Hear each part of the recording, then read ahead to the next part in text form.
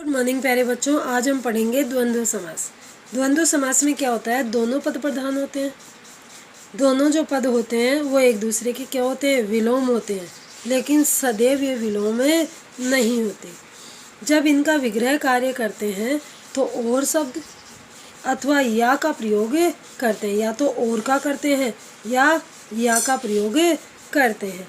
अब देखो और का कहाँ प्रयोग करते हैं, और का प्रयोग करते हैं हम लोग इतेतर द्वंद्व समास में। अब इतेतर क्या है, देखो जो द्वंद्व समास है वो तीन प्रकार के होते हैं। एक होता है इतेतर, एक होता है समाहार और एक होता है विकल्पक। दोबारा बता रही हूँ, इतेतर, समाहार और विकल्पक। इतेतर जो द्वंद्व समास होता है उसमें क्या किया जाता है, और जो है यानी कि ये दोनों पद है, इन दोनों पदों के बीच में क्या कर देंगे, और लगा देंगे। तो क्या बन जाएगा, माता और पिता। क्या बन जाएगा, माता और पिता। उसके बाद में आता है समाहार द्वंद्व समास।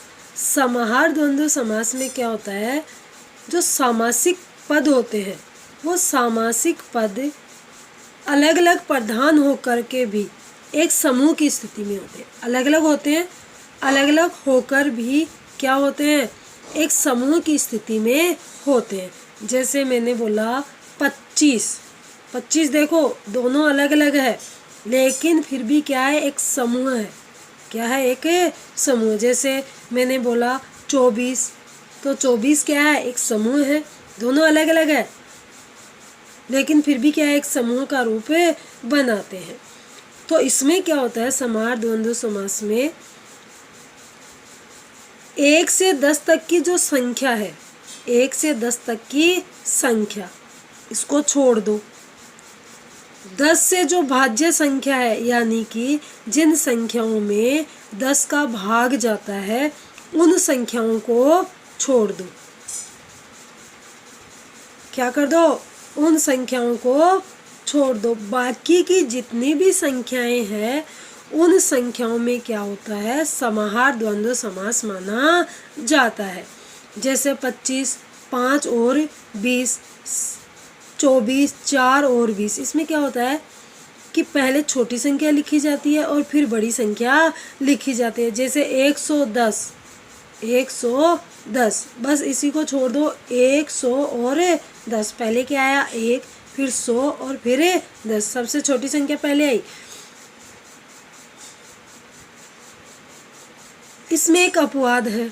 अपवाद ये है कि 29, 39, 49, 59, 69, 79, मतलब जो 10 से भाज्य संख्याएं उनमें से जो एक कम होता है, एक कम, जैसे 19 हो गया, जैसे 29 हो गया, जैसे 39 हो गया, जैसे 49 हो गया, जैसे 59 हो गया, जैसे 69 हो गया, जैसे 79 हो गया।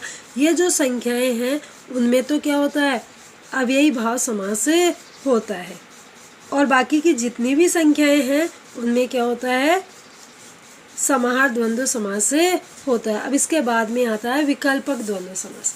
तीसरा कौन सा है, विकल्पक द्वंद्व समास।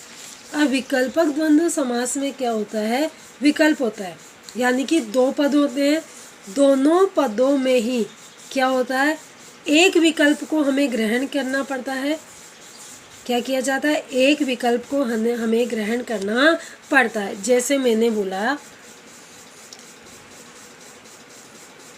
धर्माधर्म, धर्माधर्म।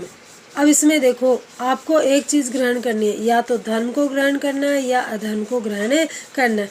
क्योंकि ना आप धर्म को ग्रहण करते हो तो अधर्म छोड़ना पड़ता है, अधर्म को ग्रहण करते हो तो धर्म छोड़ना पड़ता है। लेकिन देखो माता पिता, माता और पिता, आप इसमें या लगा सकते हो, यानी कि माता को छोड़ दिया, पिता के साथ रहने लगे, पिता को छोड़ दिया, माता के साथ रहने लगे। ऐसा नहीं होता। हमारे लिए ये दोनों क्या है, महत्वपूर्ण है। दाल है तो रोटी है, रोटी है तो दाल है, दाल अकेली नहीं हो सकती और रोटी अकेली नहीं हो सकती। पाप है, देखो या तो पाप करो या पुण्य करो, इन दोनों में क्या है, विकल्प है। अन्न और जल, इन दोनों में कोई विकल्प नहीं है, क्योंकि अन्न और जल का क्या है, संबंध है। जलवायु, जल और वायु का भी संबंध है। फल और फूल का भी। लेकिन देखो इसमें सुरासुर, सुर और असुर ऐसे नहीं कर सकते। इसमें क्या आएगा, सुर या असुर। शीतातप, शीत या आतप, देखो या तो सर्दी होगी, सर्दी के साथ में गर्मी नहीं होती, और गर्मी के साथ में सर्दी नहीं होगी। सर्दी है तो गर्मी नहीं है, गर्मी है तो सर्दी नहीं है। मतलब इसमें क्या होता है, एक को ग्रहण किया जाता है, दोनों पदों में से क्या किया जाता है, एक को ग्रहण किया जाता है, तो इसमें क्या लगा देते हैं, या जोड़ दे।